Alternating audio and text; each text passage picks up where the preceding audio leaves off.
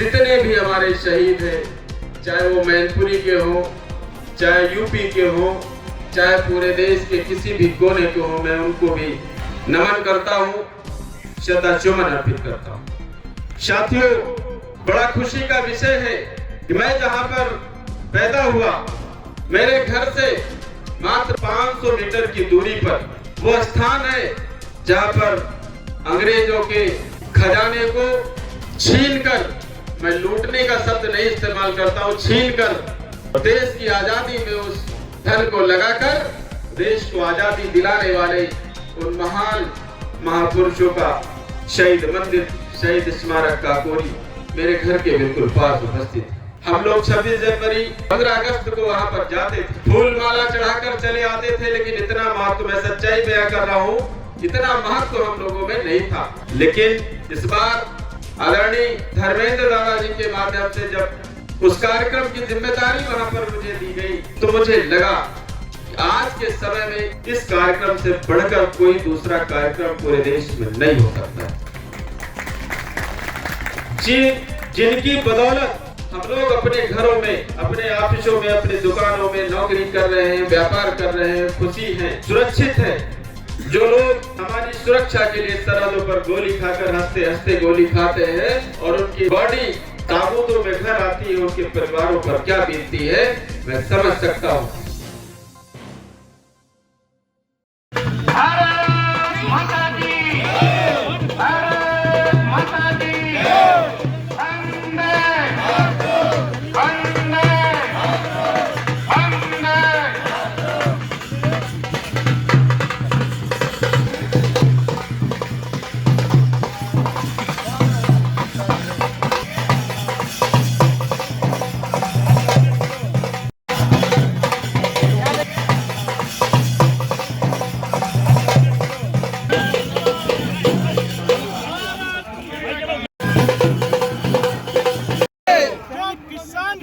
करेगा, वही देश पर राज करेगा। जो जवान की बात करेगा, वही देश पर राज करेगा। खबर के शहीद अमर रहे, मैनपुरी के शहीद अमर रहे, उत्तर प्रदेश के शहीद अमर रहे, देश के शहीद अमर रहे।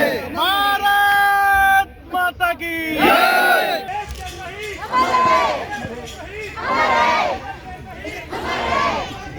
भारत माताया शांतिर्विश्वे देवा शांति ब्रह्म शांति सर्वगुण शांति शांतिरेव शांति श्यामा शांतिरेधे सुशांतिर्भवतु। श्रीमन्महागणाधिपतये नमः। वंदे राष्ट्र देवी मां शारदे को नमन।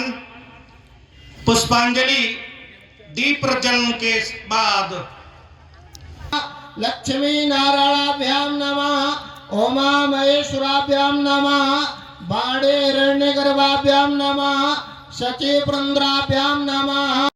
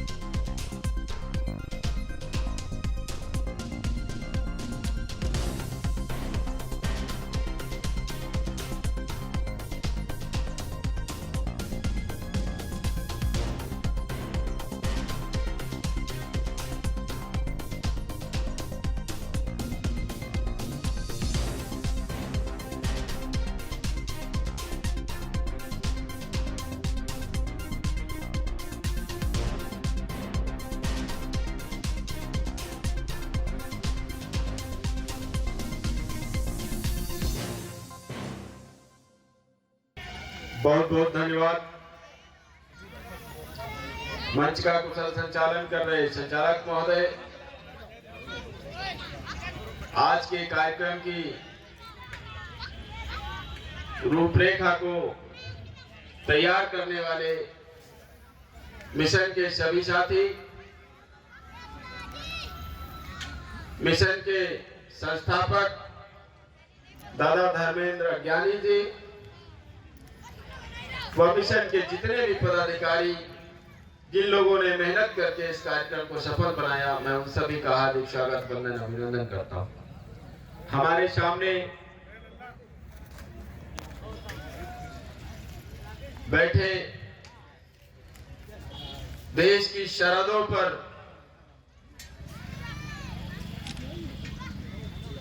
देश की सुरक्षा कर चुके सेना के जवान, नौजवान साथी, पिता तुल्य बुजुर्ग, प्यार करने योग्य बच्चे, मीडिया के समस्त साथी और मंच पर उपस्थित किसान यूनियन भानु के समस्त कार्यकर्ताओं का हार्दिक स्वागत अभिनंदन करता हूं। यहां पर कार्यक्रम में मौजूद पूरे कार्यक्रम की सुरक्षा व्यवस्था को देखने वाले पुलिस के जवान, आपका भी हार्दिक स्वागत वंदन अभिनंदन करता हूं। जैसा कि आप सभी लोगों को जानकारी है कि आज 30 दिसंबर का दिन है और आज ही के दिन बापू, जो राष्ट्रपिता जिनको कहा जाता है, महात्मा गांधी जी की गोली मारकर हत्या कर दी गई। हम उनको श्रद्धा सुमन अर्पित करते हैं और देश की रक्षा करते हुए जितने भी हमारे शहीद हैं, चाहे वो मैनपुरी के हो, चाहे यूपी के हो, चाहे पूरे देश के किसी भी कोने के हो, मैं उनको भी नमन करता हूं, श्रद्धा सुमन अर्पित करता हूं। साथियों, बड़ा खुशी का विषय है कि मैं जहां पर पैदा हुआ, मेरे घर से मात्र 500 मीटर की दूरी पर वो स्थान है जहां पर अंग्रेजों के खजाने को छीनकर, मैं लूटने का शब्द नहीं इस्तेमाल करता हूं, छीनकर और देश की आजादी में उस धन को लगाकर देश को आजादी दिलाने वाले उन महान महापुरुषों का शहीद मंदिर, शहीद स्मारक काकोरी मेरे घर के बिल्कुल पास उपस्थित है। हम लोग 26 जनवरी 15 अगस्त को वहां पर जाते थे, फूल माला चढ़ाकर चले आते थे, लेकिन इतना महत्व, मैं सच्चाई बयां कर रहा हूं, इतना महत्व हम लोगों में नहीं था। लेकिन इस बार आदरणीय धर्मेंद्र दादाजी के माध्यम से जब उस कार्यक्रम की जिम्मेदारी वहां पर मुझे दी गई, तो मुझे लगा कि आज के समय में इस कार्यक्रम से बढ़कर कोई दूसरा कार्यक्रम पूरे देश में नहीं हो सकता है। जिनकी बदौलत हम लोग अपने घरों में, अपने ऑफिसों में, अपनी दुकानों में नौकरी कर रहे हैं, व्यापार कर रहे हैं, खुशी हैं, सुरक्षित हैं। जो लोग हमारी सुरक्षा के लिए सरहदों पर गोली खाकर हंसते हंसते गोली खाते हैं और उनकी बॉडी ताबूतों में घर आती है, उनके परिवारों पर क्या बीतती है मैं समझ सकता हूं। लेकिन कोई भी इस पर ना तो चर्चा करना चाहता था, ना ही इस पर कोई इस तरीके का कार्यक्रम आयोजित करना चाहता था। सत्ता में तमाम सरकारें रही, जो सरकार आई उसने 26 जनवरी को या 15 अगस्त को या किसी विशेष दिन पर लाल किले पर खड़े होकर भाषण देने का काम किया। लेकिन गांव में किस तरीके से, इस तरीके से लोगों में देशभक्ति की भावना जागृत हो, उस पर किसी ने कोई काम नहीं किया। अभी मैंने देखा, मैं उसका विरोधी नहीं हूं कि 22 जनवरी को किस तरीके से पूरे देश में हर्षोल्लास मनाया गया। मनाना भी चाहिए, लेकिन उस हर्षोल्लास के बाद जो देश का सबसे बड़ा पर्व है, जिससे आजादी का जश्न हम मनाते हैं, उसमें सड़कों पर आपको झंडे नहीं दिखाई दिए, लोगों ने अपने वाहनों पर झंडे नहीं लगाए। वहीं पर छतों पर आज भी 22 तारीख वाले झंडे लगे। कहीं ना कहीं जो लोग, मैं खुलकर ये बात कहता हूं कि जो लोग आज सत्ता में हैं, कहीं ना कहीं राष्ट्र के प्रति बात तो करते हैं, लेकिन उस भावना को खत्म करने का काम कर रहे हैं। धर्म अपनी जगह है, लेकिन राष्ट्र प्रेम अपनी जगह है। अगर हमारे जवान सरहदों पर तैनात नहीं होंगे तो मैं समझता हूं कि ये राजनेता भी सुरक्षित नहीं रह सकते। एक एक नेता को 30-30, 40-40, 50-50 लोगों की सिक्योरिटी मिली हुई। वहीं पर देश में शिक्षा का स्तर लगातार घटाया जा रहा है, स्कूलों की व्यवस्था को पूरी तरीके से बदतर किया जा रहा है। बाबा साहब भीमराव अंबेडकर जी ने संविधान की ताकत हम लोगों को दी थी, जिससे कि हम पढ़ सके, हम अपने हक और अधिकार को पहचान सके, अपने अधिकारों को छीन सके, क्योंकि मांगने से कोई चीज नहीं मिलती, उसके लिए लड़ना पड़ेगा। और लड़ने के लिए अगर सीखना है तो देश के जवानों से बढ़िया और कोई बेहतर तरीके से कोई नहीं सिखा सकता। अगर आपको अनुशासन सीखना है तो देश के जवानों से बेहतर अनुशासन आपको दुनिया में कोई टीचर नहीं सिखा सकता। वहीं दूसरी तरफ देश की सुरक्षा हमारे जवानों के हाथ में है, और देश का अन्न भरने का काम देश का किसान कर रहा है, जिसकी आज लगभग 72-73% लोग कृषि आधारित, क्योंकि कृषि प्रधान हमारा देश है, लगभग 80% मान के चलिए लोग खेती के माध्यम से किसी न किसी व्यापार से जुड़े। हम लोगों की बराबर मांग रही। 2015 से हम किसानों की लड़ाई लड़ रहे हैं, उनकी आवाज को उठाने का काम कर रहे हैं, उनके हक अधिकारों की मांग करते रहते हैं। सरकार कोई भी रहे, कोई फर्क नहीं पड़ता, लेकिन जब हक और अधिकार देने की बात आती है तो किसानों को सिर्फ लाठियां मिली। चाहे 2020 का दिल्ली का आंदोलन देख लीजिए, जो इतिहास में सबसे बड़ा आंदोलन दर्ज किया गया, उसका परिणाम हुआ हम लोगों ने, हमारा लखनऊ में भी जब गाजीपुर में आंदोलन चल रहा था तो आपके लखनऊ में मुख्यमंत्री जी के आवास से मात्र 16 किलोमीटर दूर पर 13 महीने लगातार हमने हरदोई रोड को बंद कर रखा। वहां पर आंदोलन चला। 26 जनवरी के 127 ट्रैक्टर हमारे पुलिस ने जब्त किए, लाठियां चलाई गई किसानों पर। दिन भर में 3 बार गिरफ्तारी हुई, रात में 2 बजे फिर छोड़ा गया। उसके बाद में मेरा धरना स्थल जीसीबी से उखाड़ दिया गया, फेंक दिया गया, चबूतरे को खत्म कर दिया गया। मुझे लगा कि इससे अपमानजनक तो मौत और कोई हो नहीं सकती। अगर आप जिएंगे तो सम्मान पूर्वक जिएंगे, अन्यथा आप जीना बिल्कुल बेकार है। मैं 27 तारीख से आमरण अनशन पर बैठा, बिना खाना बिना पानी के 11 दिन वहीं पर बैठा रहा, और क्षेत्र के 2000 किसानों ने हमारे आसपास डेरा डाल दिया। आखिर सरकार को झुकना पड़ा और उस आंदोलन को उसी जगह पर स्थापित करना पड़ा। वो आंदोलन 13 महीने चला। मैं सिर्फ ये कहना चाहता हूं, इस माध्यम से बताना चाहता हूं कि जब तक आप एकजुट रहेंगे, जब तक आप संगठित रहेंगे, तब तक आपके अधिकारों को कोई छीन नहीं पाएगा। अन्यथा बारी बारी से तोड़कर सबको खत्म करने की सरकारों की मंशा रही है, चाहे वो सरकार रही हो, चाहे ये सरकार रही हो। इन लोगों ने अपना फायदा देखा है जनता का, क्योंकि सरकारें चाहती हैं कि किसान जब तक गरीब रहेगा, भिखमंगा रहेगा, तभी तक हमारी बात सुनेगा। जिस दिन किसान मजबूत हो जाएगा वो हमारी बात नहीं सुनेगा। इसलिए साथियों, आप जिस समय, और मैं तो आज इस कार्यक्रम में आकर अपने आप को बहुत भाग्यशाली समझ रहा हूं, क्योंकि जहां पर तमाम बड़े बड़े विद्वान बहुत बड़े बड़े अनुभव वाले लोग, शिक्षक, सेना के जवान, हर वर्ग के लोग जहां पर बैठे हो, मुझे से छोटे से बच्चे को आप लोगों के सामने मुख्य अतिथि बनाकर खड़ा कर दिया गया। मैं समझता हूं मैं इस लायक नहीं था, लेकिन आपने जो सम्मान दिया है उसके लिए आप सभी का पुनः धन्यवाद करता हूं। आज देश की अर्थव्यवस्था गर्त में जा रही, ये भाषण देने का मंच नहीं है, लेकिन कुछ चीजें हैं जो बोलनी पड़ेंगी। और सिर्फ यही नहीं, जहां पर हम कार्यक्रम करेंगे, जहां भी कोई कार्यक्रम होगा वो बोलना पड़ेगा।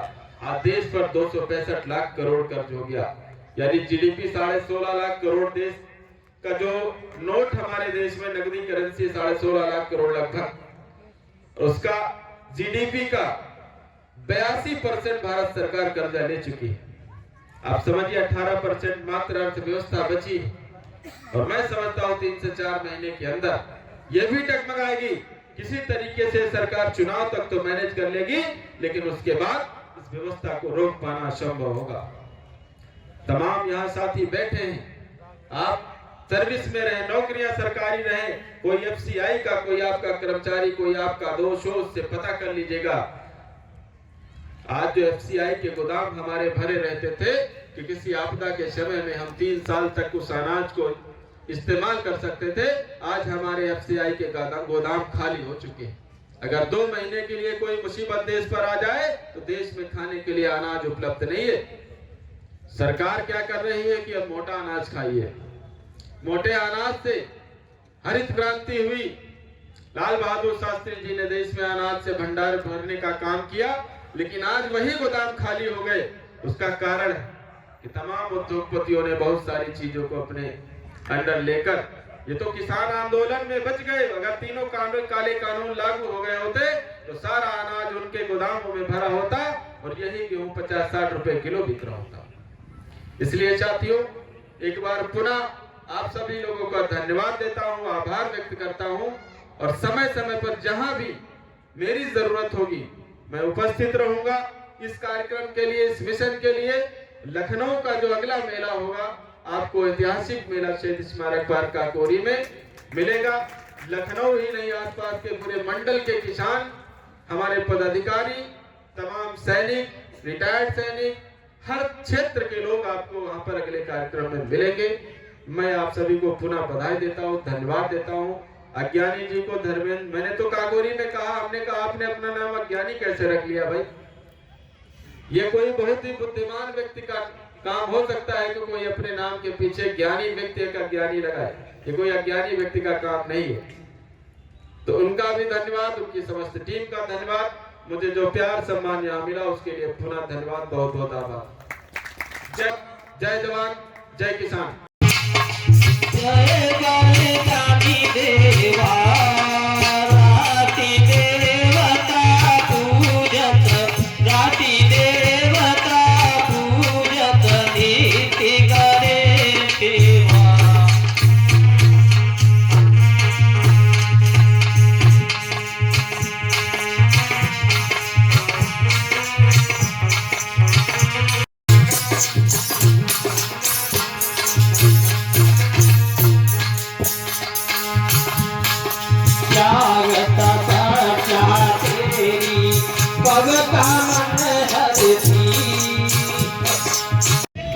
अभी शहीदों की आरती के साथ कार्यक्रम का समापन हुआ।